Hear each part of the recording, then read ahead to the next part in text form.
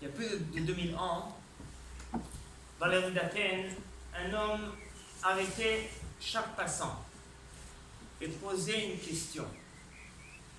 Il lui demandait comment vivre, de quelle façon diriger sa vie. Cet homme s'appelait Socrate, un des grands philosophes grecs. Et cette question, il a passé de la poser toute sa vie à chaque personne qu'il côtoyait. Peu de temps après, toujours à Athènes, un autre homme marchait en plein jour avec une torche enflammée. En plein jour. Et lorsqu'on lui demandait, mais qu'est-ce que vous faites avec une torche en plein soleil? Il disait, je cherche un homme. Je cherche quelqu'un qui est digne d'être appelé un être humain. Cet homme s'appelait Diogène, lui aussi un des grands philosophes grecs. Comme dit, ça se passait à Athènes. Alors qu'à Jérusalem spirituelle, telle qu'elle était, telle qu'on espère qu'elle sera bientôt, amen, eh bien, Jérusalem, on ne posait pas cette question. Parce qu'on savait pertinemment de quelle façon diriger sa vie. La Torah nous dit en effet, Ele achukim vamishpatim, asher yaaseh otam ha'adam, vachai bahem. Voici les lois. Les lois, n'est-ce pas, les directives à suivre pour un homme, pour une personne, vachai bahem, afin de puiser sa motivation de vie, sa survie à partir de la mitzvah. C'est-à-dire que la Torah nous garantit, a priori, eh bien, qu'on a la possibilité, la faculté de tirer, de puiser notre motivation de vie à partir de la mitzvah. Et là, on se pose la question, évidemment que ce n'est pas toujours le cas. C'est-à-dire qu'en fait, on fait le mitzvah. On mange kasher, on fait le Shabbat, etc. On fait la tefila, et pas toujours, vraiment, on arrive à exploiter le potentiel de la mitzvah, afin de trouver ce qu'on appelle vachai bahem, une motivation réelle, authentique, de survie de la mitzvah. Alors en fait, quel est le problème, quelle est la solution? Avant de répondre à cela, encore une introduction. Donner à un enfant un diamant, même s'il vaut quelques milliers d'euros, pour lui c'est un petit caillou, il va le jeter, parce qu'il ne connaît pas la valeur. Donner un billet de 500 euros, c'est pareil. Pour lui c'est un papier, il va le déchirer, il va l'oublier, parce qu'il ne connaît pas la valeur.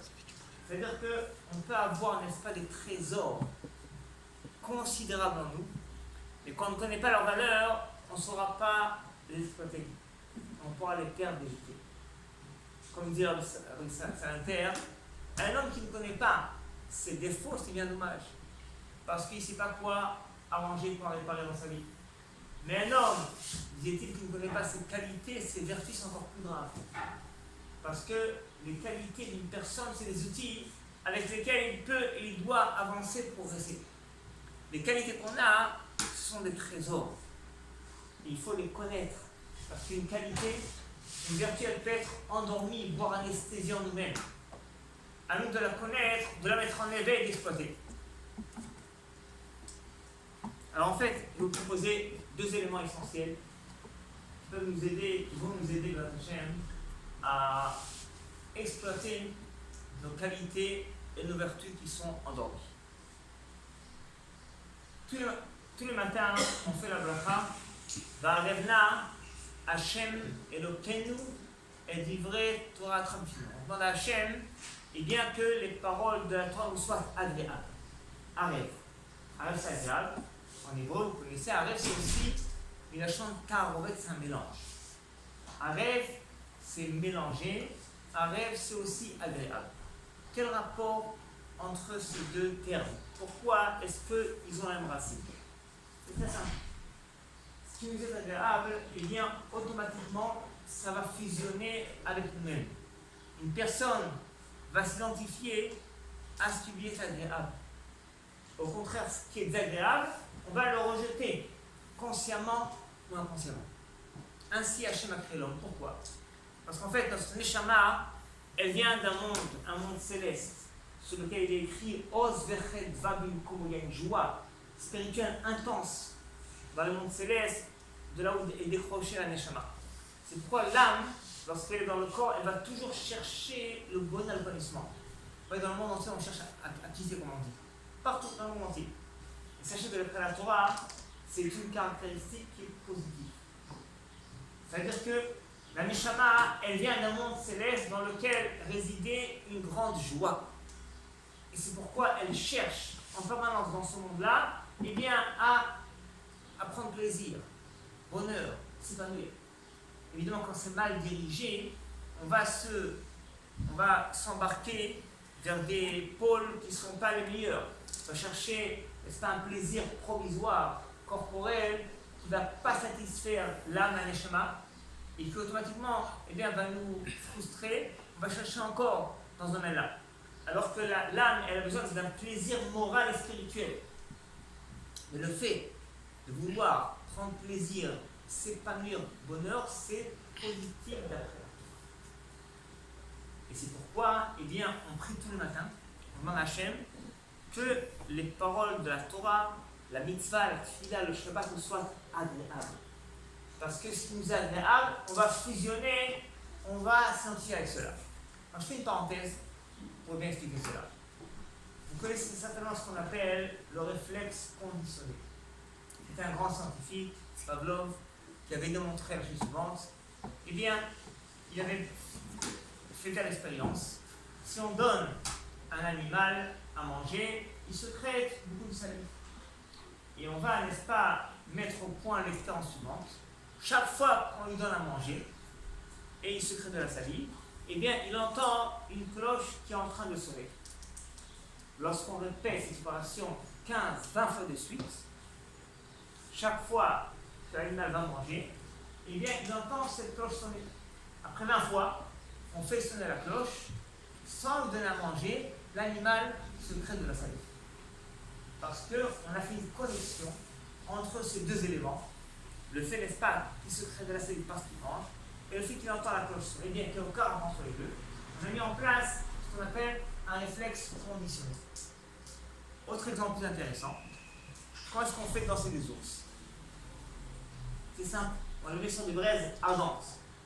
Ils ont mal les peaux, ils se mettent à sauter. Et on joue de la flûte. On joue de la flûte. Et on va répéter cette opération 20 fois de suite. Chaque fois qu'ils se mettent à sauter à cause des braises, eh bien, ils entendent cette flûte en train de jouer. Après 20 fois, on les met sur un parquet ordinaire et on joue de la flûte. Les ours se mettent à sauter, à danser. Messieurs, dames, le spectacle commence, venez voir, n'est-ce pas, les ours danser à la flûte. Parce que là aussi, on a mis en place un réflexe conditionné. Bon, rien de grave, tout ça. Prenez un cas plus délicat. Un père prend son fils à la synagogue, le Shabbat, les choses prend du temps, 2 heures, 3 heures, des fois 4 heures, quand il y a une bar mitzvah, beaucoup de pioutis, bakashot, on change beaucoup, on sait bien, c'est une bonne chose. Mais l'enfant qui a 8 ans, 10 ans, il se met à une demi-heure, à gigoter, à papoter. Et son père s'énerve, une espèce de nul qui dérange tout le monde, se met à le gronder devant tout le monde. L'enfant est mal à l'aise. On va créer, si cette opération se répète des dizaines, des centaines de fois, chaque fois que l'enfant fait cette fille-là, il est mal à l'aise à cause de son père, à cause de son professeur, qui fait des remarques désagréables. On met en place un réflexe conditionné, négatif, péjoratif par rapport à la fille-là. Chaque fois que l'enfant commence sa prière, il est mal à l'aise parce que dans sa jeunesse, eh bien, il était mal à l'aise, mal au point à cause des reproches péjoratifs de son professeur, de ses parents, etc. Et bien, quand il aura 30 ans, 50 ans, il fait la fila, il est mal à l'aise. Parce qu'on a mis en place un réflexe conditionné négatif par rapport à ça. C'est pourquoi nos sages ont instauré tous les matins, avant la fila, le matin même, eh bien, on dit de la Torah, va à Renna. On demande à Hachem, on supplie à Hachem que les paroles de la Torah nous soient agréables. Parce que ce qui est agréable, tu vas t'identifier avec cela. Quand la mitzvah, c'est un kiff, on va kiffer le Shabbat, la tefila, la Torah, automatiquement, on va fusionner avec cela. Alors, une histoire intéressante par rapport à cela, il y a en Israël, de nos jours, un grand conférencier. Cet homme-là, il raconte qu'il a fait Chouba à l'âge de 26 ans. Comment ça? il a débarqué en Inde. En Inde pendant plusieurs années. Et là-bas, il s'est bien une secte de bouddhistes. Ils ont fait, n'est-ce pas, des genres de méditation spirituelle particulière. Et une fois, ils se sont mis à faire ce qu'on appelle le jeûne de la parole pendant, imaginez-vous, 6 mois. 6 mois d'affilée, pas un mot de la bouche. Et c'est 24 heures au semaine. 6 mois d'affilée, pas un mot de la bouche. Pendant ce temps, ils font des prières, des méditations spirituelles, ils sont dans des piscines, ils sont habitués pour eux, etc. Et ce juif israélien, avec eux, 1 mois, 2 mois, après 5 mois, il a explosé. On ne pouvait plus. Et là, il a une réaction nerveuse à l'extrême opposé. Il s'est mis à débiter nerveusement des dizaines de paroles et de phrases. Et qu'est-ce qu'il a récité, imaginez-vous? L'Haftara de sa bar mitzvah. Alors qu'il a pas révisé depuis 13 ans. Il a dit que de 13 ans à 26 ans, il n'a pas franchi une seule fois le seuil d'une synagogue, même pas un jour de Kippour. Vraiment à l'ouest. Aucune mitzvah, Shabbat, Kasher, Kippour, rien du tout. Et malgré cela, cet Haftara lui est resté. Il a fait tchouva. Il a dit, si cet Haftara m'est resté, n'est-ce pas, pendant 13 ans d'affilée dans mon subconscient, malgré tout ce que je fais, ça veut dire que mon âme, la neshama, elle a vibré, elle s'est identifiée avec cela. En fait, qu'est-ce qui s'est passé? Son père, bien qu'étant tout à fait laïque, l'a envoyé par hasard, ou plutôt Neshamaïm, chez un rav, qui a su lui enseigner, eh bien, la Haftara, la bar mitzvah.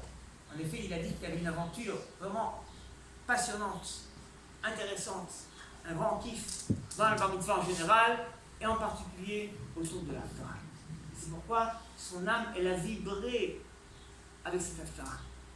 Et c'est ce qui lui est resté inconsciemment. Grâce à ça, il a fait tchouva. Donc en fait, c'est un exemple, vous sachez que nous avons l'occasion tous les jours, eh bien, de transmettre à nos enfants et transmettre à nous-mêmes la mitzvah, la Torah, le Shabbat, la Tfila, la Bracha, de telle façon. Quand la mitzvah, elle est passionnante, elle est intéressante, elle est motivante, c'est un grand kiff, et bien automatiquement, l'enfant va s'identifier avec cela. Son âme va fusionner avec la mitzvah en question. Et ça va l'accompagner 13 ans, même plus. Vous voyez quelle protection ça peut donner à nos enfants. De nos jours, n'est-ce pas? Et malheureusement, la technologie a tellement avancé et le monde extérieur offre tellement de gadgets, de plaisirs faciles, presque gratuits, à n'importe qui. On est obligé, n'est-ce pas, mis à part que c'est la perfection de la mitzvah et l'excellence humaine, d'apprécier et d'aimer la mitzvah, mais à part ça, pour protéger nos enfants, pour nous protéger, on doit absolument créer un contexte, et bien une atmosphère, une ambiance agréable autour de la mitzvah. Un réflexe conditionné, positif autour de la mitzvah. Autre exemple, Besser, dans son livre, raconte que quand il était jeune, eh bien, jeune enfant, il se faisait au slichot tout le matin avant le cours, et sa grand-mère servait à tous les enfants, après les slichot et la tfila, des beignets chauds, comme petit-déj. Bon. Et depuis, il dit que les slichot, c'est devenu pour lui une expérience agréable. Il adore les slichot. Parce que, eh bien, avec des beignets chauds, bien qu'il n'y ait aucun rapport. Les beignets, on le sait à Hanouka, n'est-ce pas? Pas les slichot. Mais automatiquement, l'ambiance agréable, eh bien, a créé un lien, une connexion positive autour de ce slichot-là. Pourquoi d'ailleurs, dans la Torah, pas chaque fois on fait le bar mitzvah, on fait un repas, on fait une fête, parce qu'en effet, c'est bien de remercier Hachem, et par ça aussi, eh bien, de vivre la mitzvah dans une ambiance agréable. Bien sûr et certain, on doit viser, n'est-ce pas, l'échéance, eh bien, le grand kiff de la mitzvah dans le domaine moral et spirituel, mais aussi l'accessoire extérieur, auxiliaire, matériel, peut et doit aussi accompagner, eh bien, l'atmosphère agréable de la mitzvah. D'ailleurs, le Maguid Douvna a expliqué le verset dans les prophètes. Le prophète dit, en Israël, Yaakov, qui a gâté Israël. C'est pas moi que tu as imploré, Yaakov, parce que tu t'es fatigué dans mon travail. Hachem dit au Israël, si on se fatigue dans la mitzvah, c'est pas ça. Si c'est barbant, c'est pas dans la mitzvah. Il raconte une histoire que quelqu'un a fait le voyage, et bon, sa voiture est restée coincée à la gare, il va à l'hôtel, et l'hôtel envoie un jeune garçon lui récupérer la valise avec du papier. Après 2 heures, le garçon arrive, il a récupéré la valise, il la laisse en bas de l'étage, monte l'escalier, toque à la porte, monsieur, votre valise est en bas de l'étage. Et l'homme lui dit, non mon garçon, t'es trompé, c'est pas la mienne. Comment c'est pas la vôtre? Vous l'avez même pas vu, elle est en bas de l'étage. Oui, mais je vois que tu es fatigué, tu transpires. Je vois, en effet, monsieur, votre valise, elle est lourde. L'homme lui dit, c'est pour ça que je te dis, c'est pas la mienne. Ma valise, elle est très légère. Il y a dedans quelques diamants. Si elle est lourde, c'est pas la mienne. Hachem dit, si ma Torah, elle est barbante et l'ennuyante, c'est pas ma Torah. C'est pas ma Torah. La mitzvah, ça doit être un grand kiff. Alors, pas toujours, en effet, on ressent cela, c'est vrai. Il faut le ressentir. Quand on ne le ressent pas, il faut remédier à cela. C'est-à-dire que, alors, il y a beaucoup de conseils, j'en ai un conseil, parmi tant d'autres. Eh bien, si une mitzvah, on ne la comprend pas, ou alors ça nous paraît un peu trop lourd, ou alors pas des fois on se sent même un petit peu révolté par rapport à ça.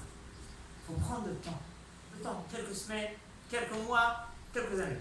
Il y a le temps, mais il faut étudier la mitzvah. Et là, la faute de la mitzvah et le commentaire. Le comment, le quand, le pourquoi.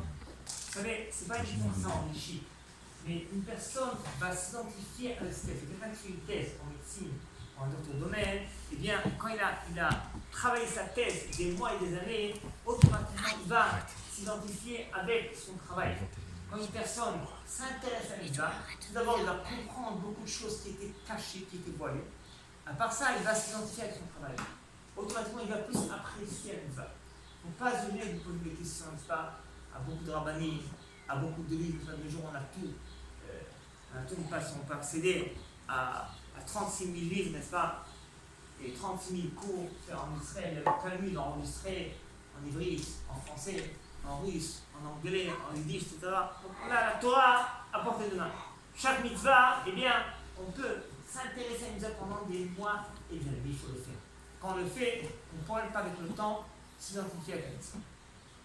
Ça, donc, c'est le premier élément, premier volet, pour expliquer eh bien, comment prendre goût de la mitzvah, comment tirer notre motivation de vie de la mitzvah lorsqu'on va la valoriser, l'apprécier, kiffer avec la mitzvah. Deuxième élément, qui est très lié, et c'est un autre volet, c'est le suivant. La Gemara nous raconte dans le traité de Brachot d'Af Samer que Yehuda bar Natan et Rav Huna marchaient en chemin. Et tout d'un coup, Yehuda bar Natan, il a soupiré. Et son camarade Rav Huna lui dit attention, quand tu soupires, tu es en train de déclencher sur toi des nouvelles galères, des nouveaux problèmes. Il y a amené un verset, n'est-ce pas, dans le Nar pour le prouver cela. Qu'est-ce que ça veut dire? Le Midrash nous raconte que lorsque Hachem avait demandé à Moshe Rabbeinu de sortir les Israël d'Égypte. Bon, alors Moshe n'est pas d'accord, discute, et dans son discours, Moshe dit à Hachem, ils vont dire comment il s'appelle notre Dieu. Mashmo. Hachem lui dit, tu leur diras, je m'appelle Eye Asher Eye. C'est un des noms très importants d'Hachem, kabbalistique, mais le Midrash donne un sens simple aussi à cela. Eye, traduction littérale, c'est je serai. Le Midrash dit au Israël, Hachem dit à Moshe Israël, Ani Eimcha Moshata Ove Imi.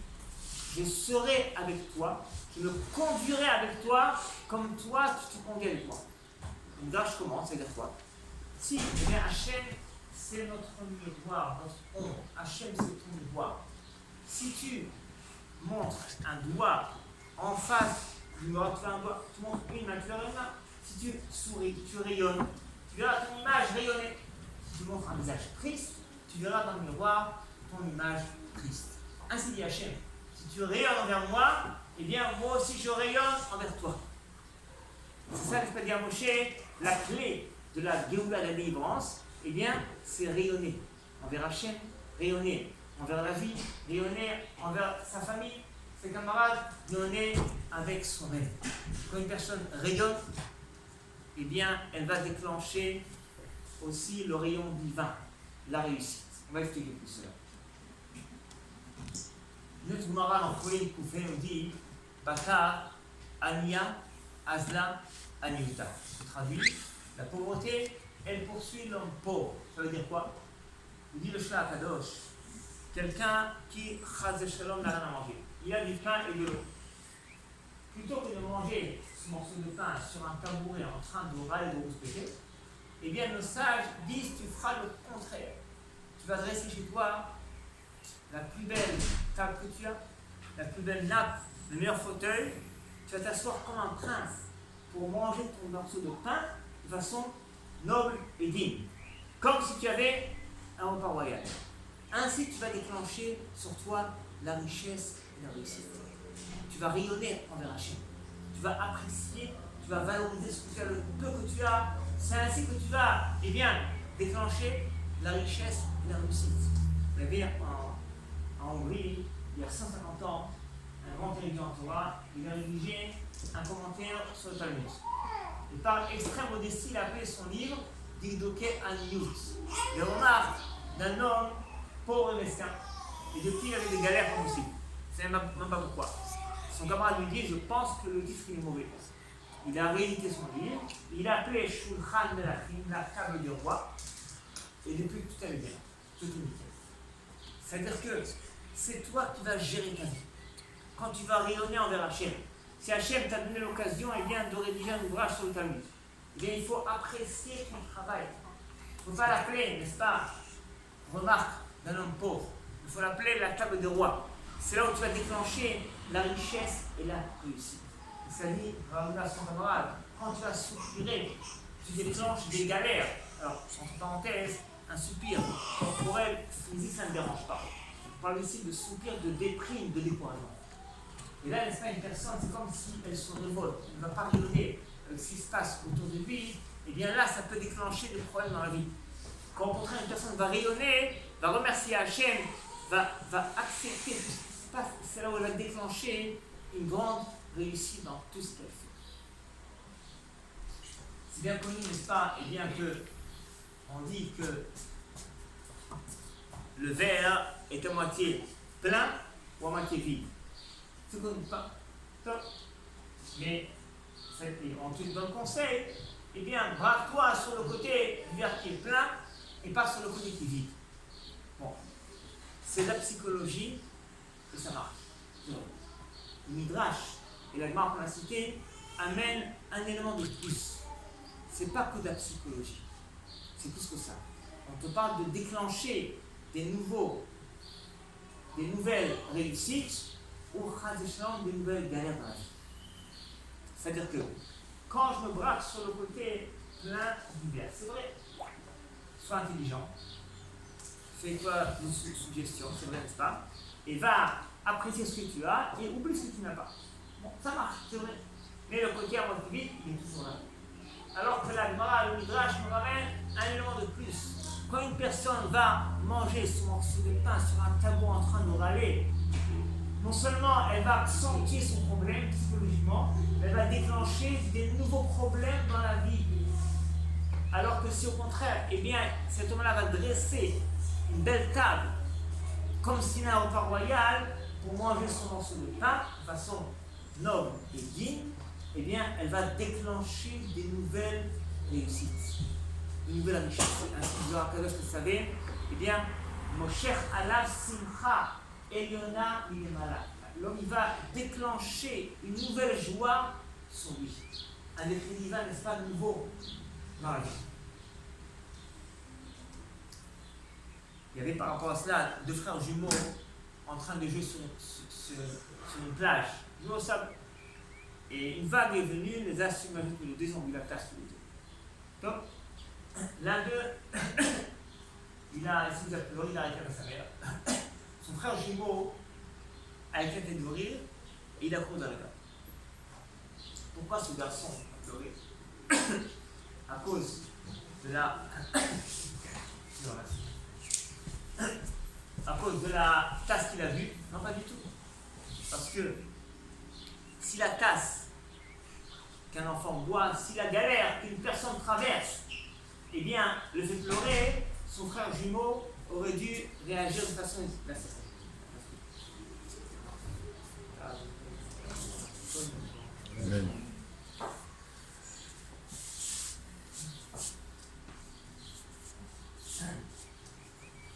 si la galère qu'une personne traverse le fait pleurer, son frère jumeau aurait dû réagir de façon particulière. Pourquoi chacun a réagi de façon différente? Ça dépend de la façon dont chacun va communiquer avec son subconscient. Quel message tu vas transmettre à ton cerveau dans telle situation? Il est sûr et certain que certaines situations sont plutôt comiques et d'autres le contraire, c'est vrai. On a toujours la possibilité, la faculté de traduire, d'interpréter une situation de façon positive ou de façon négative. De rayonner avec soi-même, avec Hachem, avec la vie, avec son famille, ou alors de se mettre à râler car on se dit. La différence, eh bien, elle est flagrante. Lorsqu'on va rayonner, ça va déclencher un rayon divin. Quand on va, eh bien, vous péter, ça va déclencher des nouveaux problèmes dans la vie.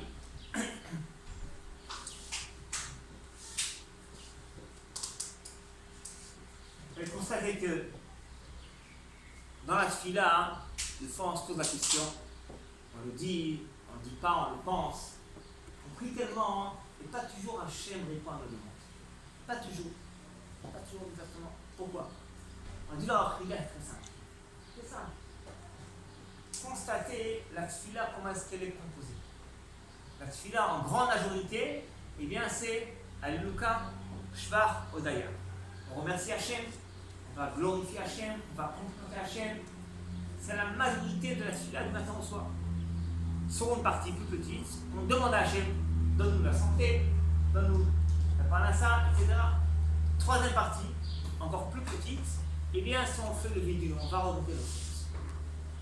Et donc, c'est ça la devise, le message de la journée et de la vie. C'est qu'une personne, elle doit rayonner en permanence, remercier Hachem. Demander un peu, pas trop, et il faut regretter ses fautes. La faute, elle est très grave, c'est vrai.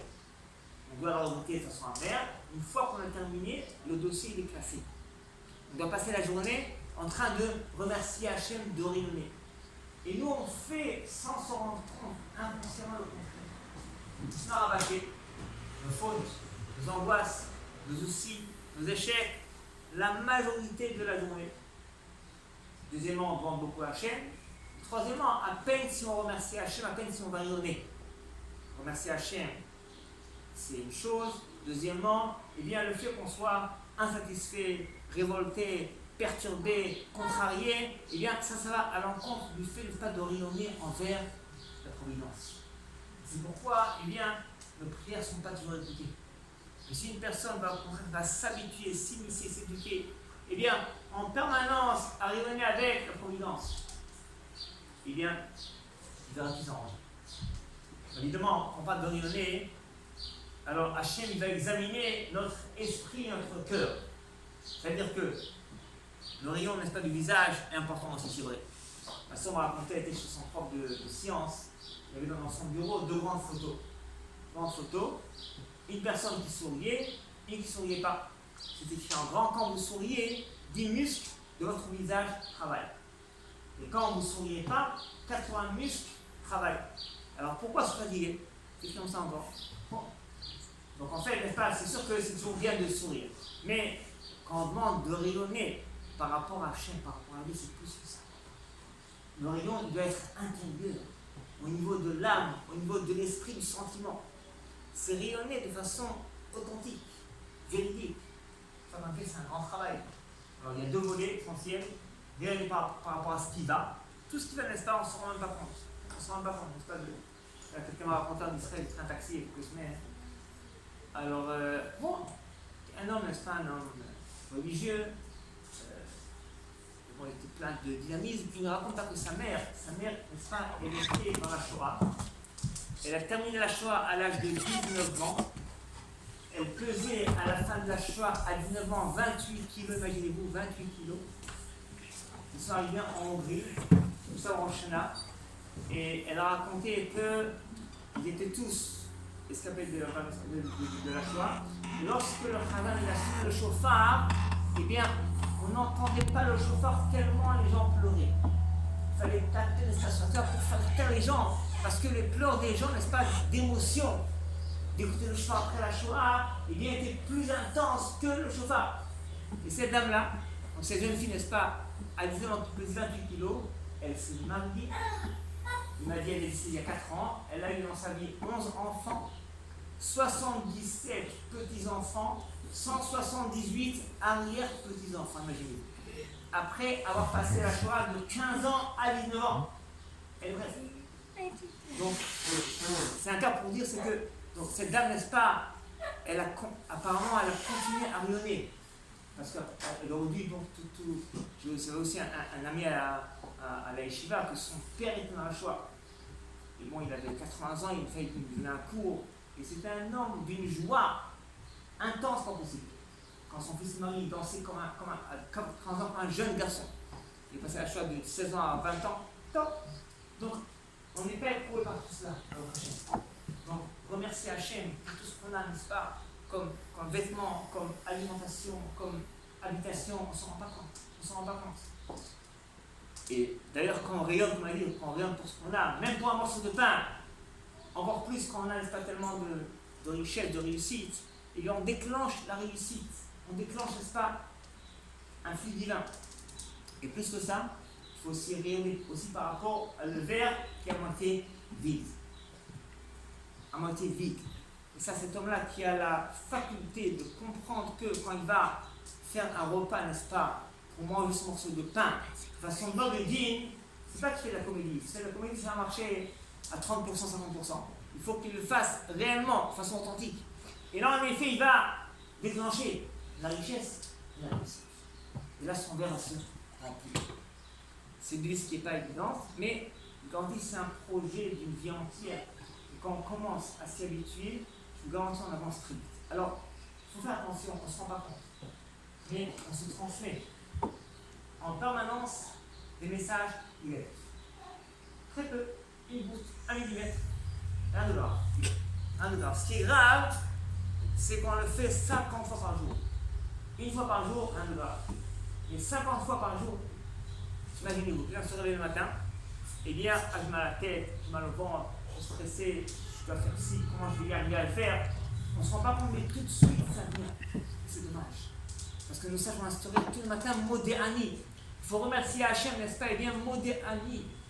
Tu remercies Hachem, tu reviens vers Hachem, tu parles de ta Neshama que Hachem t'a redonné. Remercie Hachem, tu dis bien à la fin. Très souvent, eh bien, les enfants sont pleins d'enthousiasme. Un enfant, il tombe, il se relève facilement. Pourquoi? Parce qu'Hachem a créé, en effet, eh bien, une telle ferveur, un tel optimisme, une telle aspiration à la vie. Avec le temps, ce qui se passe, eh bien, on a perçu tellement de messages négatifs. Ou alors, on s'est transmis des messages négatifs. Eh bien, on a perdu, des fois, cette ferveur et c'est dommage. Mais on peut, eh bien, se le redonner. On peut, n'est-ce pas, renouveler cette ferveur, cet enthousiasme qu'Hachem nous a créé. Il s'agit de se transmettre des messages positifs. Alors, il y a comme toute chose 3 dimensions. Marshava, Dibur Maaseh. La pensée, la parole et l'action. L'essentiel dans la Torah, c'est la pensée. On dit le rayon, ce que tu rayonnes réellement par rapport à Hachem. Évidemment, c'est des fois un peu délicat à maîtriser. Ce qui est plus facile à maîtriser, c'est la parole. C'est-à-dire, parler positivement, ça agit. Je me rappelle, il y a quelques années, la sœur de Rabbi David Bochatzera en Israël était décédée. Alors bon, je suis un peu en famille, j'étais là-bas au Nichum pendant les 7 jours. Elle était à côté de moi, le fils du Admour de Tzan de Natalia. Et donc, ce fils du Admour, il a dit à Rabbi David Bochatzera que son père, donc l'Admour de Tzan, s'excuse, il n'est pas pu venir parce qu'il est malade. Et là, le rabbin l'a interrompu. Il a dit attention, ne parle pas comme ça. Quand tu dis ça, tu le rends malade encore plus. Il a mis un verset dans Yoel, chapitre 4, et Khalash, Yomar, Giborani. L'homme faible doit dire, Yomar doit déclarer je suis fort, je suis vaillant. Et Khalash, Yomar, Giborani. Yoel, Père Dalet. Et donc, la parole, elle agit. Quand on dit je suis malade, eh bien, on s'est rendu encore plus malade. Quand on dit je suis fatigué, on s'est fatigué. Quand vous dites j'ai oublié, vous envoyez un message à votre cerveau d'oublier encore plus. quand vous dites je vais m'en rappeler, il faut que je me rappelle, on envoie un message à son cerveau de puiser cette connaissance du fin fond de notre mémoire. C'est à nous de gérer notre vie. Alors, comme dit, n'est-ce pas, l'essentiel, c'est de parler positivement. De parler de façon positive. Alors, combien de temps vous en avez, combien de temps à parler? Encore 5 minutes ou alors 20 minutes? Bon, on va arrêter cette émission. Voilà, il y a un truc important à vous expliquer, la force et l'impact de la parole. La parole, quand elle est positive, quand elle est négative. Je fais une parenthèse. Il y a un livre que je vous conseille de lire, écrit par le Rav Zamir Cohen, en hébreu, c'est traduit en français, il s'appelle La Révolution. On trouve ça dans le livre. Alors là-bas, il ramène un article intéressant. Il y avait un philosophe japonais, Emoto Masaru, il y a plus de 100 ans, et cet homme-là était persuadé que la parole a un impact sur la matière. Et il a fait des expériences, il a démontré la chose suivante. Il a pris une goutte d'eau et il a prononcé en face de cette goutte des malédictions en japonais. Et après, il l'a congelé au congélateur qui congèle à moins d'un degré pendant une demi-heure. Et pour après examiner cette goutte au microscope qui a grandi 500 fois plus. Il a pris notre goutte d'eau et celle-là, il a béni, toujours en japonais. La différence, c'est la plus. La goutte qui était bénie, les molécules étaient homogènes, symétriques, agréables au regard. La goutte qui a été maudite, au contraire, les molécules étaient vraiment hétérogènes, comme déchirées, n'est-ce pas? Il y a des photos dans le livre en question. Tout ça, c'est en Israël, ils ont pris des haricots à Bar-Ilan, ils ont pris c'est une université religieuse, ils ont pris des haricots et ils ont prononcé en face de ces haricots, des haricots qui poussaient en 15 jours de quelques centimètres.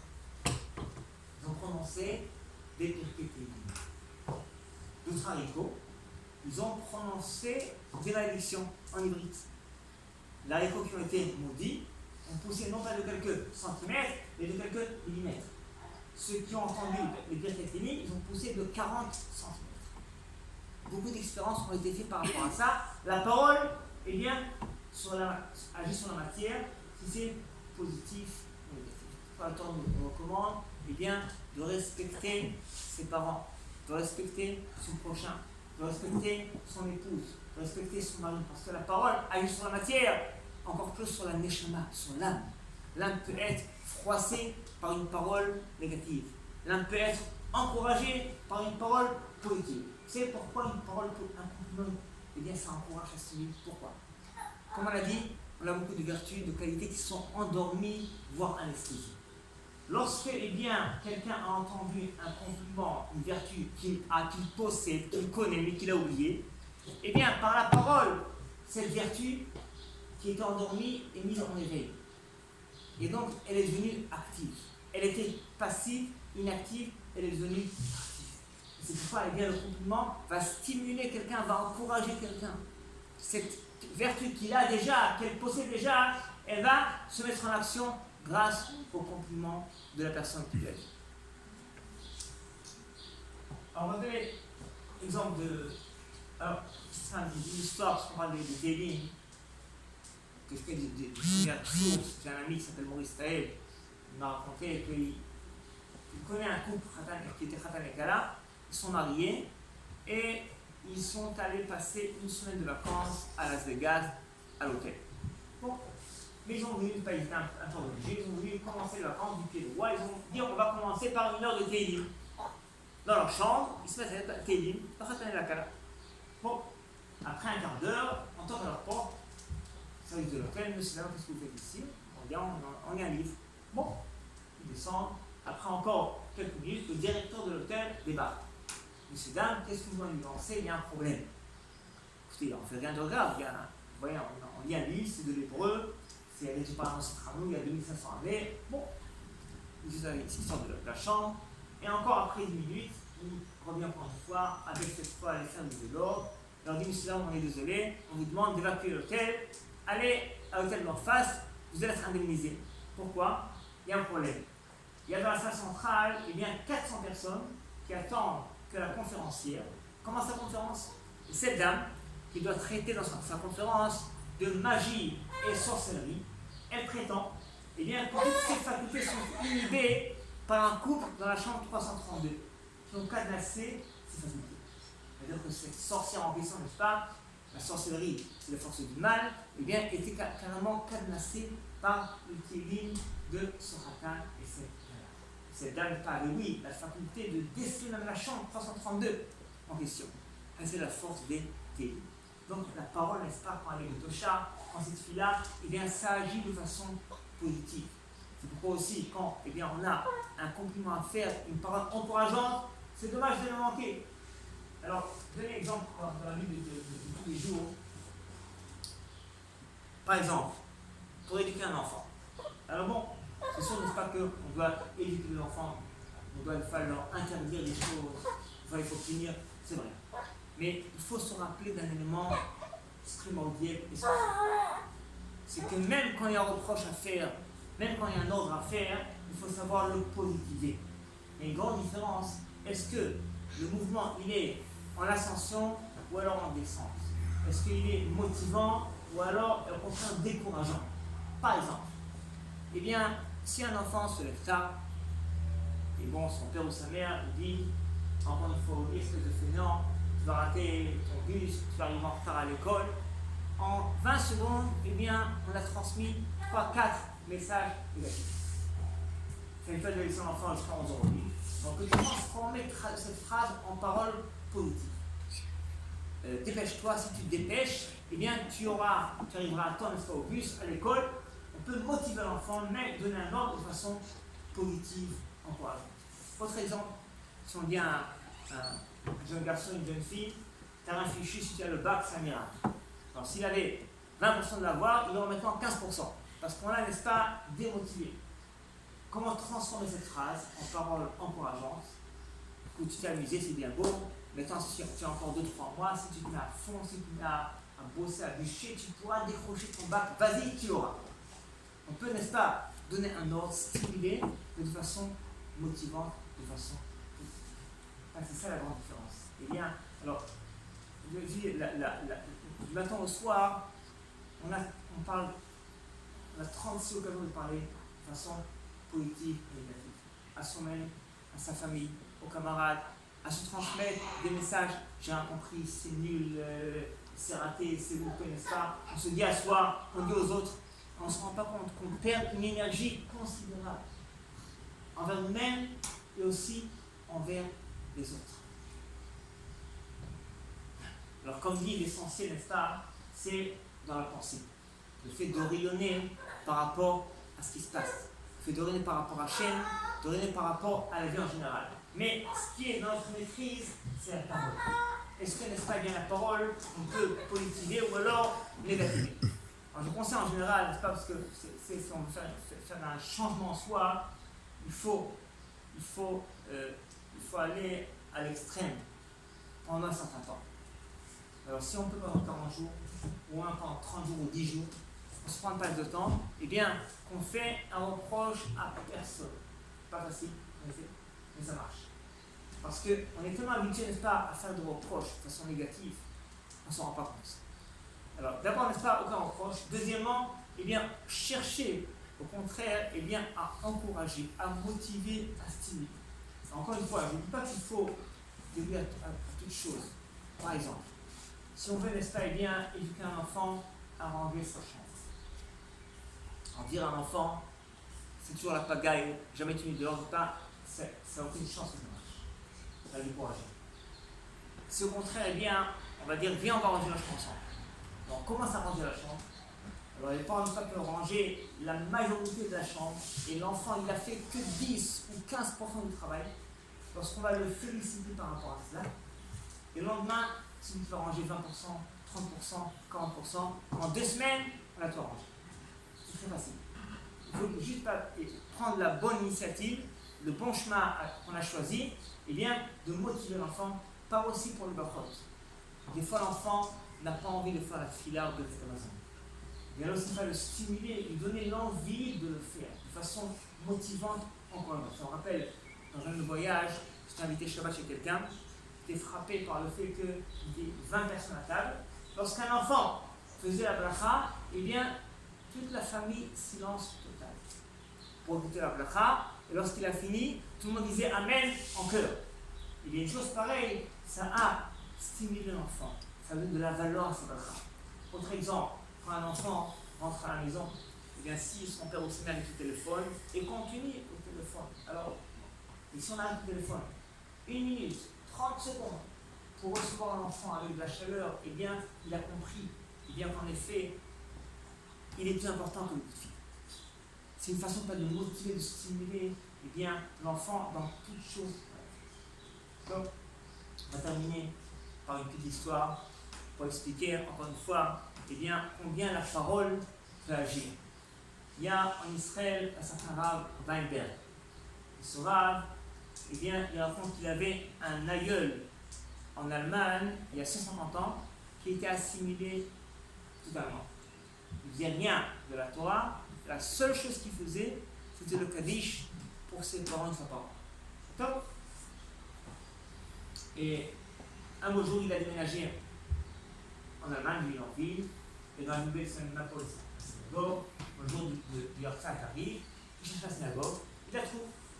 Et il rentre là-bas, il vient Mitra, il dit c'est bon, je fais mon Kaddish, et il sort. Il fait son Kaddish, il est sorti. Et le Rav, qui était le Rav de la ville d'ailleurs, l'interpelle, qui est vous. Et après le Rav, n'est-ce pas, il félicite, c'est extraordinaire en Allemagne, malgré l'assimilation, vous gardez ce minage de faire le Kaddish pour vos parents. Alors, il a félicité, encouragé de son Kaddish, et lui qui était honteux de son minable Kaddish une fois par an, il a été tellement ému, tellement encouragé, qu'il est retourné à la synagogue, le Shabbat, le dimanche, il a fait tchouva comme ça. Il s'est marié là-bas sur place avec une fille religieuse, et ils ont eu 4 enfants. 4 enfants qu'ils ont éduqués dans le chemin de la Torah.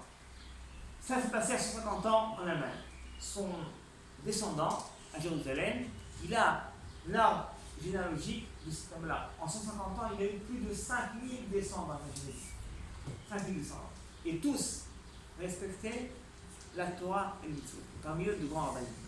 Ça est bien uniquement pour cette parole encourageante du Kaddish. Voilà ce qu'une parole est bien peut réaliser.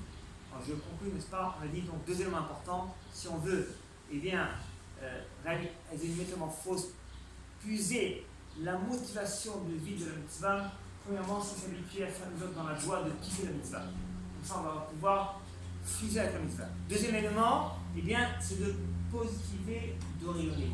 Dans la pensée, la parole, dans l'action, par rapport à soi, par rapport à Hachem, rayonner par rapport au demi-verre qui est plein, mais aussi par rapport au demi-verre qui est vide. Ça marche de façon magique, ça marche de façon psychologique, ça marche de façon que ça déclenche eh bien, une aide divine considérable, ça peut provoquer une réelle métamorphose dans notre vie. Il faut commencer pour le faire, croyez-moi, ça va vous. Que Dieu nous aide, Amen à Géoula, Amen. Amen.